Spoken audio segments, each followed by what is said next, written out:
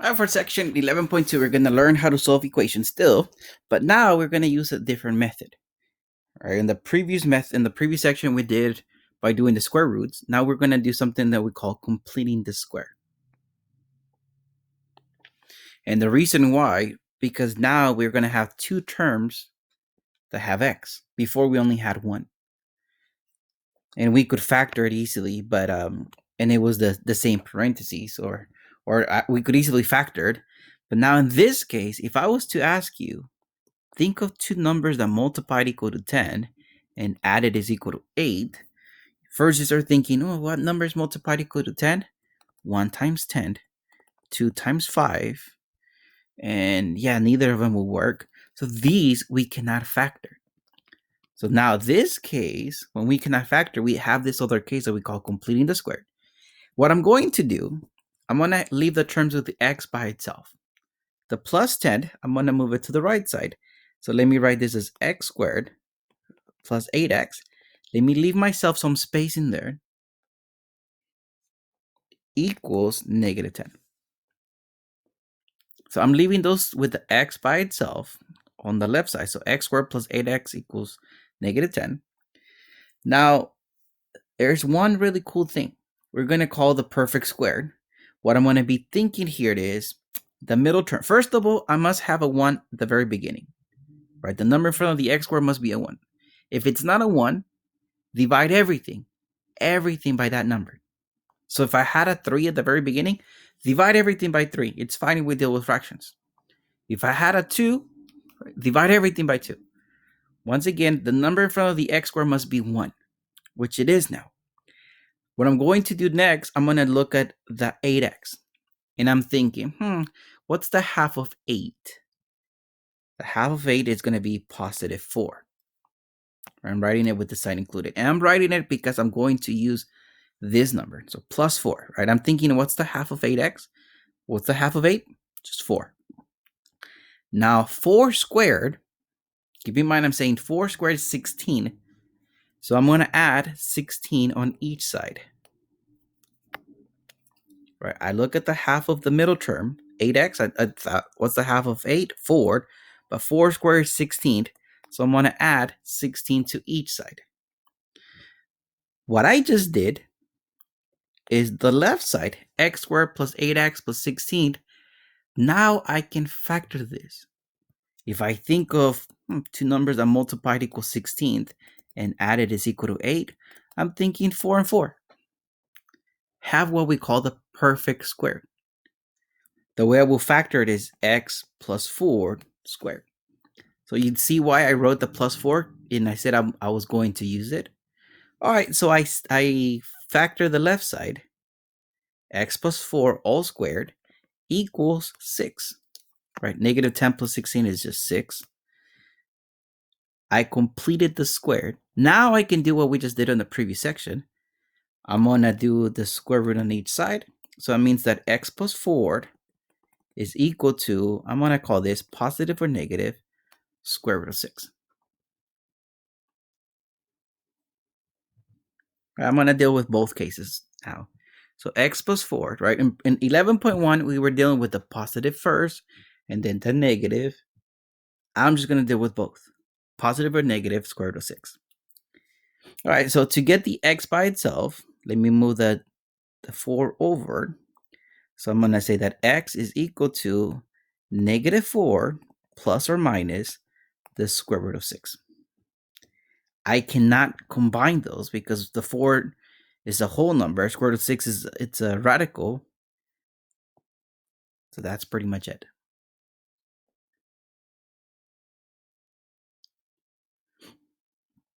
My x is negative 4 plus or minus square root of 6.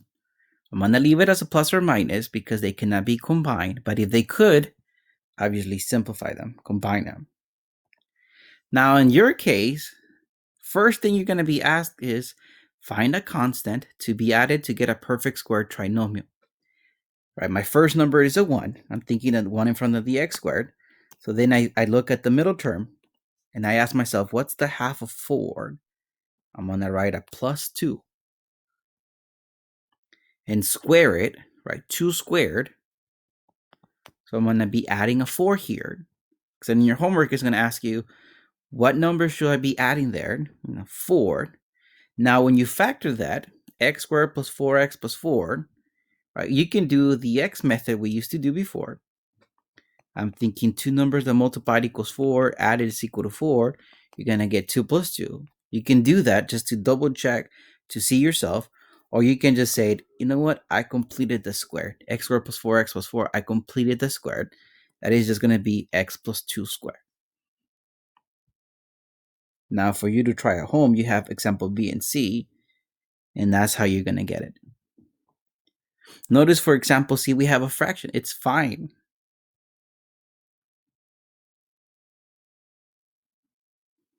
I'm supposed to have a plus here. Notice how at first I said, well, what's the half of 5? 5 over 2. And 5 over 2 squared is 25 over 4. So sometimes we might have fractions. It's not that difficult. You might be afraid of fractions, but you're going to notice that some of our answers, they're going to have fractions, and it's fine. Now let's take a look at this one. I'm going to solve it using the completing the squared.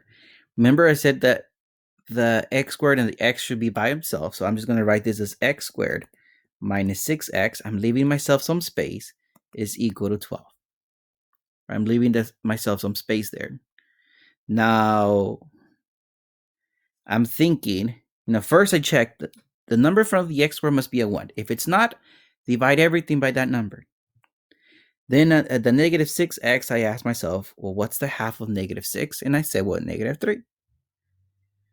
I'm even writing it. Negative 3 squared, right? Negative 3 times negative 3, it's 9. So I'm going to add a 9 to each side. When I think of x squared minus 6x plus 9, this one last time, let me think, well, two numbers that multiplied equals 9, added equals negative 6. I'm thinking negative 3, negative 3. Once again, you can do the x thing just to double check, or you can just say, well, I just completed the squared. This must be x minus 3 squared. That's what I added the 9 for to complete the squared. So x minus 3 squared is equal to 21, right? 12 plus 9. Now, to get rid of the squared, I'm going to do the square root. So I have that x minus 3 is equal to plus or minus square root of 21. Square root of 21, we cannot simplify. I always think, can I simplify it? In this case, I cannot. Because I can split it as 3 times 7, but neither of them is a perfect square. Okay, so x minus 3 equals plus or minus square root of 21. To get the x by itself, the minus 3, let me move it over as a positive 3. Those I cannot combine, so I'm just going to say that 3 plus or minus square root of 21. That's what I get for x.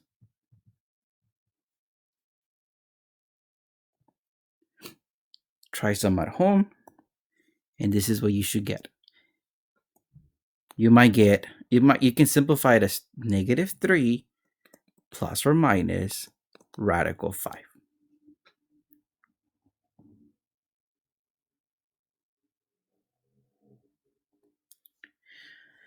So be sure that the second degree term has a coefficient of 1. What I mean with that is the number in front of the x squared, the number in front of it must be a 1. If it's not a 1, but some other non-zero number, so you have anything, divide everything by that number. So divide each side of the equation by a. Now write the equation in correct form. Make sure that all variable terms are on one side of the equality. So everything that has an x is on one side of the equality symbol, and the constant term is on the other side. Complete the square. So these are the steps for you guys to remember, but this mumbo jumbo, let me just do this.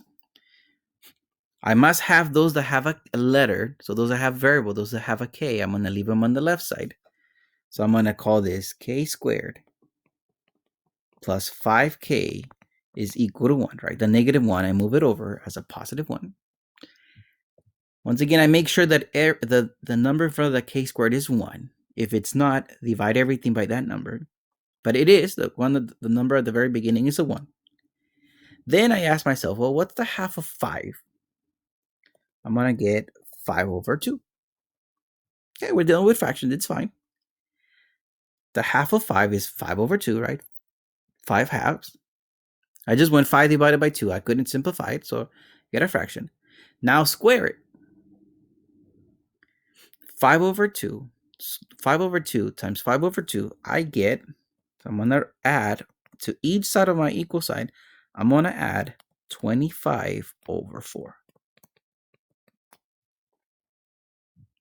Right, 5 squared is 25. 2 squared is 4. So I'm adding 25 over 4. It's fine. Now the left side, k squared plus 5k plus 25 over 4. Remember, we just completed the squared. I'm going to factor that as k plus 5 over 2 squared equals. Now here, I must have it as a fraction, both sides. So my 1, I'm going to write that as 4 over 4. I must have a common denominator. So I'm going to call that 29 over 4. 4 over 4 plus 25 over 4 is 29 over 4. Now let me get the square root on each side. So I get that k plus 5 over 2. K plus 5 over 2 is positive or negative. Now here, the top square root of 29 is just square root of 29. The bottom, square root of 4, I'm going to call that 2. Remember, the way I'm looking at this number, I'm looking at it as square root of 29 and square root of 4. The square root of a fraction, you can break it as a fraction of 2 square roots. So that's why I'm calling it square root of 29 over 2. Okay, so now to get the k by itself, let me subtract 5 over 2. So I have that k is equal to negative 5 over 2 plus or minus square root of 29 over 2. I see I have two fractions with the same denominator. So I'm going to say my k is equal to negative 5 plus or minus square root of 29 all over 2.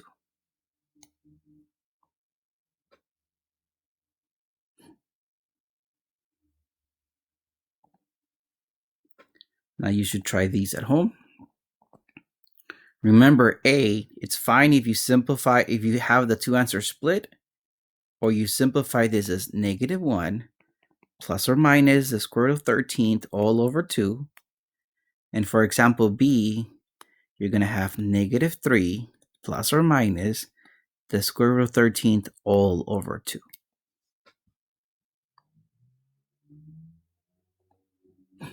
Now let's take a look at this example. First of all, the terms that have an x, I should have them on the left side. The term that doesn't have an x, I'm going to bring it to the right side. So I have 4x squared plus 16x, I'm leaving some space, is equal to 9.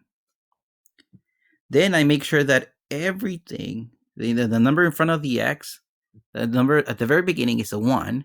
If it's not, divide everything by 4. In this case, I'm going to divide everything by 4. So I get x squared plus 4x is equal to 9 over 4. Once again, the number at the very beginning must be a 1. If it's not, divide everything by that number. All right, so now I'm looking at the 4x, and I ask myself, well, what's the half of 4? The half of 4 is 2, with the sign included. Square it, so 2 squared is 4. So I'm going to add 4 to each side. When I look at the left side, x squared plus 4x plus 4, I can factor it as x plus 2 squared. Now on the right side, I need to have both as a fraction. 9 over 4 plus 4. My 4, let me erase the 4, and I'm going to write that as 16 over 4. You might be wondering, how did I get the 4 to become 16 over 4? I just thought of it as 4 over 1. And I said I need to make the bottom a 4. So multiply top and bottom by 4. So that's why I call that 16 over 4. Now when I combine those, I get 25 over 4. Right, 9 plus 16 is 25, and then the bottom is the same. I need, in fractions, I need the bottom to be the same. So 25 over 4. Now to get the x by itself, or x plus 2 by itself in this case, let me do the square root on each side. So I get x plus 2 is equal to positive or negative, because I got to consider both. Now, square root of 25 over 4, I'm thinking of this as the square root of 25 over the square root of 4. The cool thing is that both of them are perfect squares. So I'm just going to call this 5 over 2.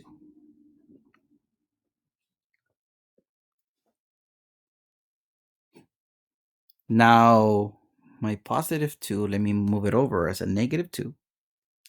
So I get that x is equal to negative 2 plus or minus 5 over 2. Let me make it into a fraction. So I'm thinking, first of all, my 2 over 1, I'm going to make that 2 as a fraction. They must have a common denominator. Now, 2 over 1, let me multiply top and bottom by 2. So this is going to be called 4 over 2. And then the reason why is because now that I have a common denominator, I can write this as negative 4 plus or minus 5 all over 2. Remember I said a few slides before, if you can combine the numbers, by all means do so. Negative 4 and 5, those are like terms, so do combine them. What I'm going to do, first of all, I'm looking at the plus or minus side. First of all, I'm thinking of this as a plus sign. I'm thinking of this as a plus sign. So I'm thinking, well, negative 4 plus 5 is 1 over 2. I get 1 over 2. Right, I consider the plus sign. Now consider the minus sign. Negative 4 minus 5 is negative 9 over 2. If you can combine your like terms, combine them, right? 4 and 5 are both whole numbers, so I can combine them. I consider the plus sign first, and then I consider the negative sign. Now you try some at home. Your answers should be those. You can combine your like terms, combine them. All right, let's take a look at this one. The negative 5, I'm going to move it over as a plus 5. So I have the 2x squared minus 4x. I'm going to leave some space. It's equal to 5. My first number is not a 1. So I'm going to divide everything by 2, because that's the number that I have at the very beginning. Right, 2 divided by 2 is 1. So I get 1x squared minus 2x is equal to 5 over 2. I look at the left side and I ask myself, well, what's the half of negative 2? The half of negative 2 is negative 1. Now, negative 1 squared, right? Negative 1 times negative 1, it's positive 1. So that means I'm going to add positive 1 to each side. The left side, when I see that x squared minus 2x plus 1, when I factor it, I get x minus 1 squared. Right? I completed the square. Now on the right side, I'm thinking, well, first of all, I must make my 1 as a fraction. So 1 over 1, multiply top and bottom by 2.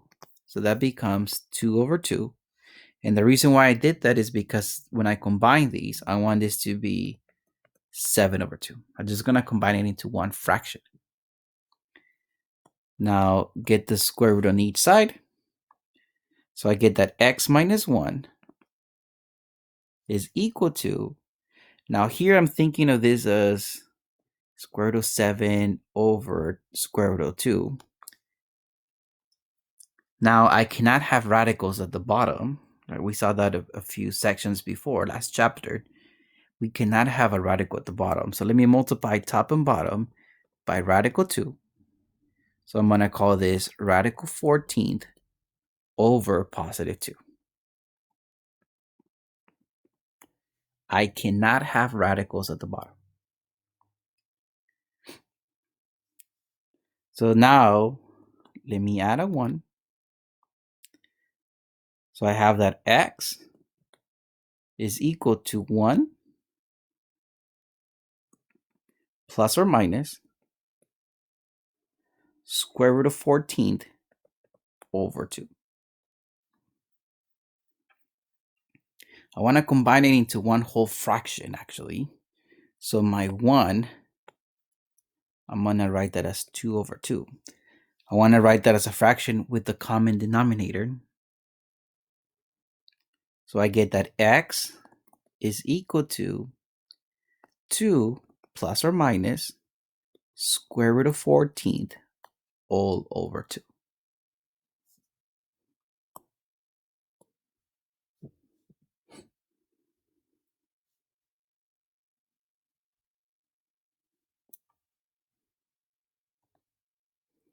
You try these, and your answer should be that. Remember, you can simplify this as 2 plus or minus the square root of 2 over 2. Now, here you cannot simplify anymore because I will have to divide. Right in front of the square root, there's a 1. In order for me to simplify, I will have to divide all of my whole numbers by the same thing. That's what I'm saying. You cannot simplify more. Now, here for this example, I wrote this negative as a red because you guys had a typo in your PowerPoint. I think on the PowerPoint it comes out as a plus, but it's supposed to be minus. All right, so let me solve A. Like I said, it's supposed to be a minus, so I'm going to do a minus. What I'm going to do first, I must have those terms with the x on the left side. So I'm just going to write x squared minus 8x. I'm going to leave some space equals negative 21. Right, all I did was move the 21 over, right? Switch the sign. The number in front of the x squared must be a 1, which in this case it is. And then I think, well, what's the half of negative 8? The half of negative 8 is negative 4. Negative 4 squared is 16, right? Negative 4 times negative 4 is positive 16. So I'm going to add 16 to each side. The left side, x squared minus 8x plus 16. If I factor it, I'm going to get x minus 4 squared. Now, negative 21 plus 16 is negative 5.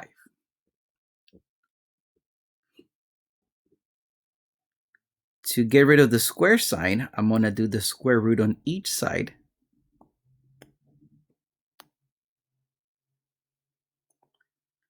So I get that x minus 4 is equal to positive or negative square root of negative 5. So I have that x minus 4 is equal to positive or negative. When I think of the square root of negative 5, right, square root of 5 I cannot simplify, but the negative sign though, inside the radical, I can take it out as I radical 5.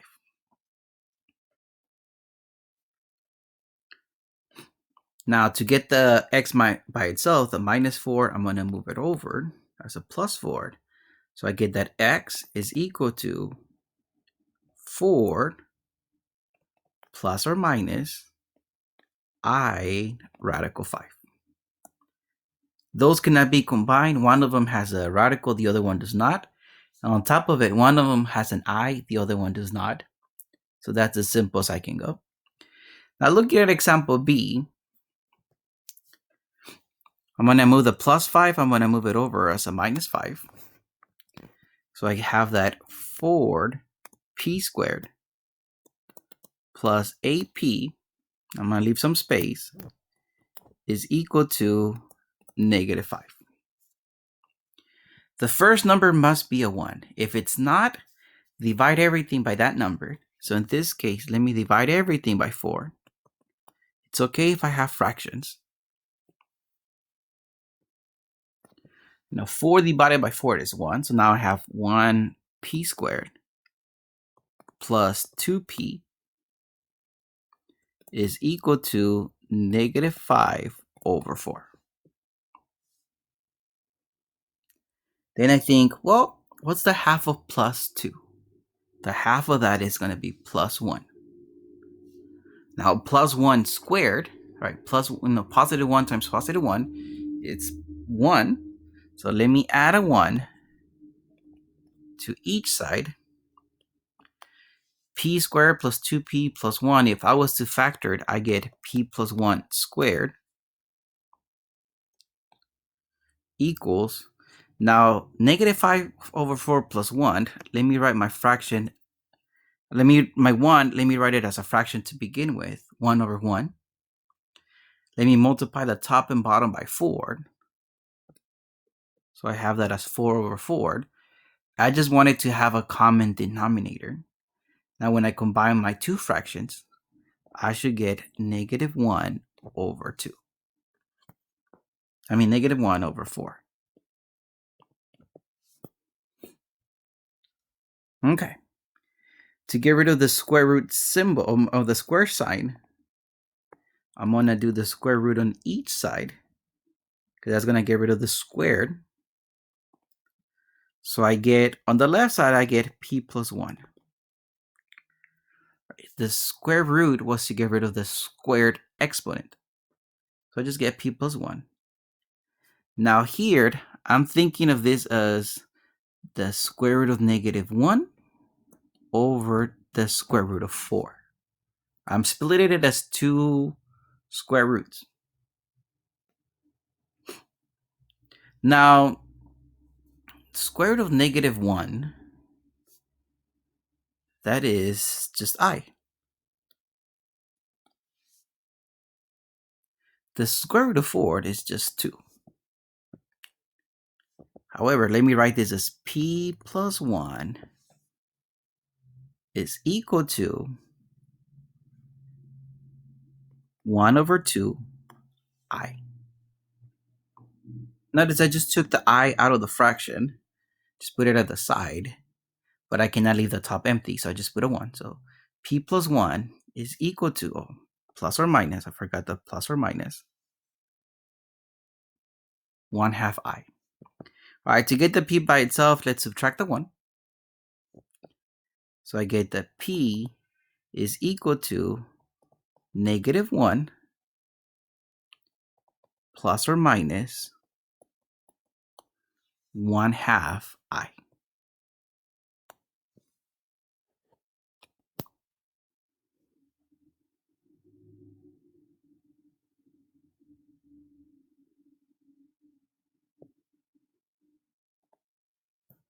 You try these, and you should get that -1 plus or minus I radical 6.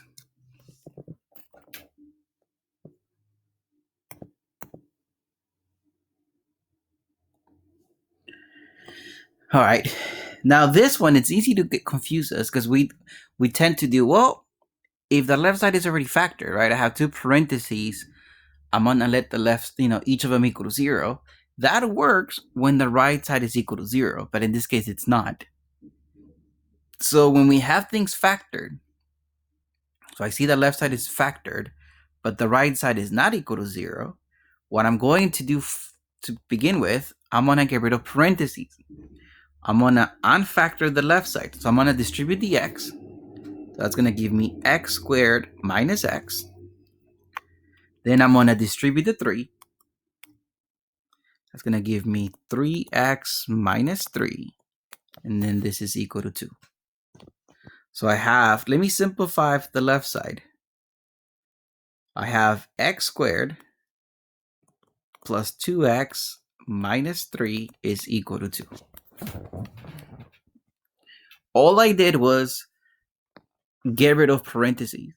I cannot do the factor form because the right side is not equal to 0. Now here, what I'm going to do, I'm going to move the negative 3. I'm going to move it over as a plus 3. So I'm going to have x squared plus 2x, a little bit of space, is equal to 5. Then I think, well, the first number, the one in front of the x squared, must be a 1, which it is. Then I think of 2x, the half of 2, it's a positive 1. Now, 1 squared is 1, so I'm going to add a 1 to each side. When I look at the left side, x squared plus 2x plus 1, that can be factored as x plus 1 all squared is equal to 6. Right? 5 plus 1 gave me 6. To get rid of the square root to get rid of the square exponent, I'm going to do the square root on each side. So I get that x plus 1. Remember, the square root got rid of the squared exponent is equal to the square root of 6. Now that I cannot simplify, right? Positive or negative square root of 6. To get the x by itself, let me subtract the 1. So I get that x is equal to negative 1 plus or minus the square root of 6.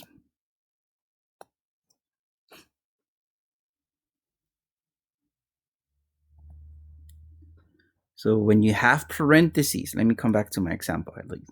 When we have parentheses, but the right side is not equal to 0, get rid of parentheses. And then continue the way we know. Now this is for you guys to try at home. But remember, this answer, you guys can simplify it as 2 plus or minus the square root of 11.